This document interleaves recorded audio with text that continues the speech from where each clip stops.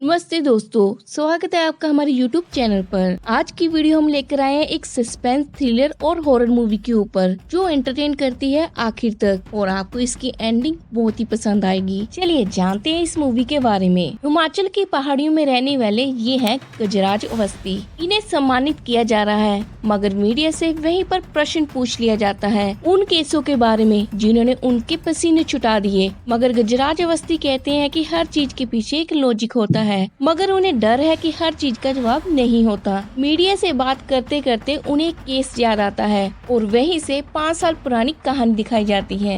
एक कपल जो कि डॉक्टर है हिमाचल की पहाड़ियों में रहने आया है। दोनों के कन्वर्सेशन से ऐसे लगता है कि यहाँ आकर खुश नहीं है। दोनों ही क्वालिटी टाइम स्पेंड कर रहे होते हैं तभी जोर से हवा आती है और दरवाजा खुलता है। लड़की अचानक डर जाती है और मेन डोर बंद कर देती है। अगले दिन लड़के को हॉस्पिटल जाना है। वह लड़की किचन में काम करने लगती है। अपने हस्बैंड का फोन सुनने के बाद जैसे ही काटती है सारे घर की लाइट स्विच ऑन ऑफ होने लगती है और किचन में मिक्सी जिसमें टमाटर प्यूरी बना रही थी वह खुद ब खुद चलने लगती है। स्विच निकाला जाता है मगर वह चलती रहती है और ब्लास्ट होकर दीवार पे एक क्रॉस का निशान बन जाता है। जिसके बाद वहाँ के जाने माने डिटेक्टिव को बुलाया जाता है। डिटेक्टिव भी ये जानना चाहता है कि पुलिस को क्यों नहीं बुलाया गया और पूछता है कि फोन पर बात करते आपकी आवाज में एक नमी और घबराहट थी। हो सकता है कि मेरे से बात करते हुए या फिर आपकी खुद की प्रॉब्लम थी। वह लोग बताते हैं कि उन्हें शायद कोई मारना चाहता है। डिटेक्टिव कहता है कि तुम लोग पुलिस में जाओ। तो लड़की कहती है मामला कुछ और है। किचन वाली बात तो डिटेक्टिव को बताती ही है मगर साथ में उनके साथ होने वाली और घटनाओं का भी जिक्र करती है। बताती है कि जिस दिन उन्हें पोजेशन मिला था इस घर का उस दिन उसका जन्मदिन था और वहीं सेलिब्रेट करके सो गए थे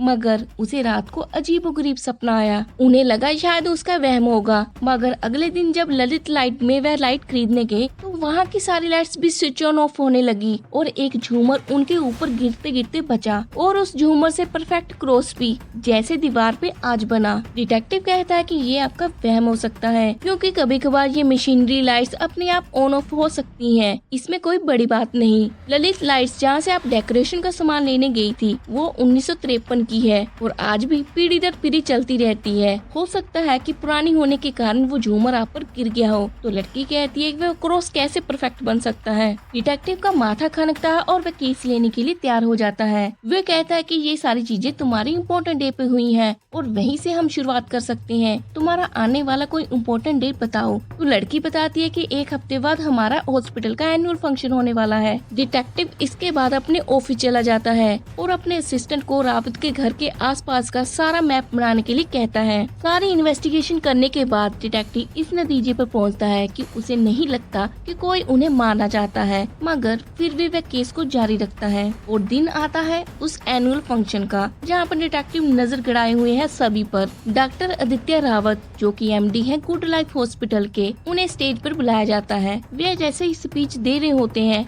लाइट्स ऑन ऑफ होने लगती हैं और पंखे बहुत ही तेज चलने लगते हैं। सोनू को डिटेक्टिव कहता है कि पंखे तुम बंद कर दो मगर बंद होने के बावजूद भी वह बहुत ही तेज चलते हैं और एक पंखा डॉक्टर की तरफ जोर से आता है मगर उनकी जान बच जाती है। परंतु जैसे सभी बाहर भाग रहे होते हैं एक लड़की भागती भागती पीछे मुड़कर देखती है और डिटेक्टिव की नजर उस पर आती है। सारे कैमरे चेक किए जाते हैं और उस लड़की का फोटो निकाला जाता है। डिटेक्टिव को याद आता है कि इस लड़की को उसने चर्च में देखा था। जब इस लड़की की सारी डिटेल निकालते हैं तो उन्हें पता चलता है कि इसका नाम मैरी मैथ्यू है और एक आशा नाम की संस्था पर काम करती है जो हैंडीकैप और विक्टिम लोगों के लिए एक संस्था है और हर वेडनेसडे चर्च में लेकर आती है। परंतु इस नाम की लड़की सोशल मीडिया पर कहीं नहीं है और इनकी संस्था भी सोशल मीडिया पर 2 साल पहले आई। वहीं पर इसका नाम एंशन था। सोनू इस लड़की पर नजर रखता है। ये लड़की क्या करती है, इसकी दिनचर्या क्या है और ये कहाँ कहाँ जाती है। और उधर डिटेक्टिव रावत पर नजर रखता है और उन्हें पूछता है कि क्या आप मैरी मैथ्यू को जानते हैं। वह मना कर देता है मगर डिटेक्टिव उस पर शक करता है। सोनू सारी डिटेल डिटेक्टिव को बताता है और डिटेक्टिव उसमें से एक चीज कॉमन निकालता है, ड्रीम कैचर, वहाँ से बहुत सारे प्लांट और एक एंटीना। इससे अंदाजा लगाता है कि जहाँ जहाँ वो कपल थे वहाँ वहाँ मैरी मैथ्यू भी आसपास कहीं न कहीं थी। यानी इस केस का रहस्य मैरी मैथ्यू से ही जुड़ा है। मैरी मैथ्यू से मिलने के लिए डिटेक्टिव चला जाता है और पूछता है कि डॉक्टर के उस एनुअल फंक्शन में आप क्या कर रही थी। वे बताती हैं कि वे संस्था के लिए काम करती हैं और लोगों को कुछ नौकरी या फिर कोई हेल्प हो जाए। एक दिन मैरी मैथ्यू और डॉक्टर बाजार में टकरा जाते हैं और डिटेक्टिव देख लेता है। डॉक्टर अपनी गाड़ी लेकर निकल जाता है, मगर मैरी मैथ्यू को पता नहीं ऐसा क्या होता है कि उसमें इतनी शक्ति आ जाती है कि वह जोर जोर से डॉक्टर की गाड़ी के पीछे भागती है।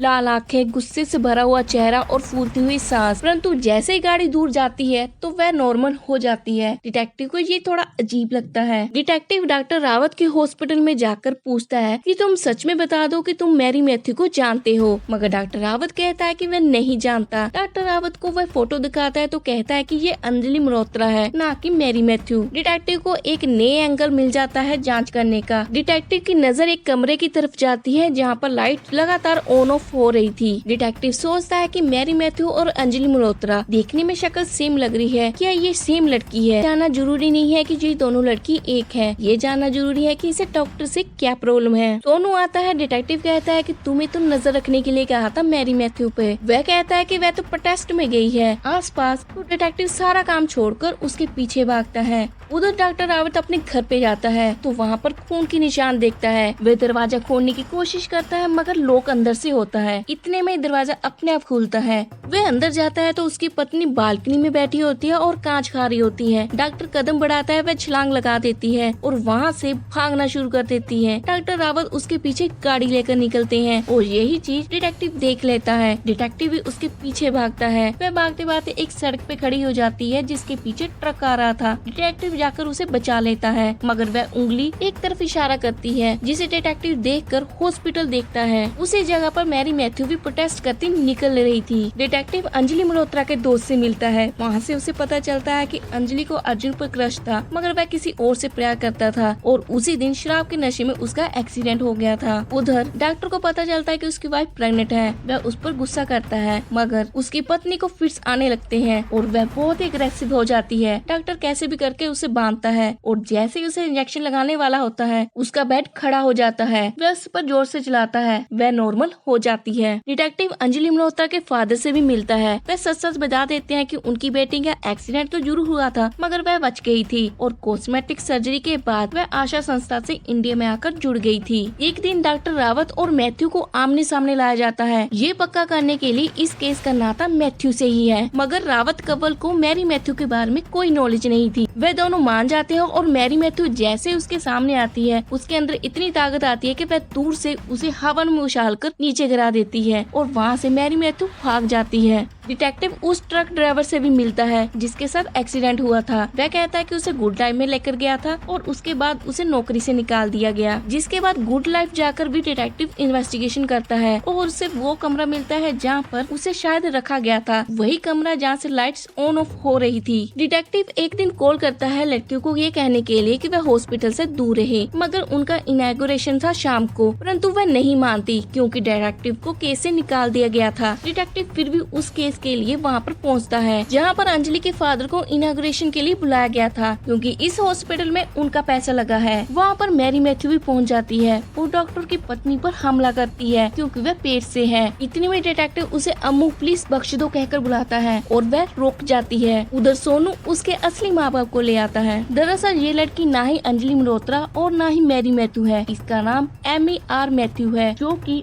उस बुढ़े माँ बाप की बेटी है। हुआ यूँ था कि जब अंजलि मल्होत्रा का एक्सीडेंट हुआ तो उसे बचाने के लिए उसके फादर ने एक रकम रखी जिसे लेकर एक कोमा में लड़की जो कि एमी थी उसके हार्ट को निकाल कर ट्रांसफर किया गया इस लड़की के हार्ट में, मगर उसे सब सुनाई दे रहा था। मृत्यु के बाद उसके अंदर गुस्सा भर जाता है जिसका बदला लेने के लिए वह मैरी मैथ्यू के अंदर आती है। आखिर में पुलिस इन सभी को गिरफ्तार कर लेती है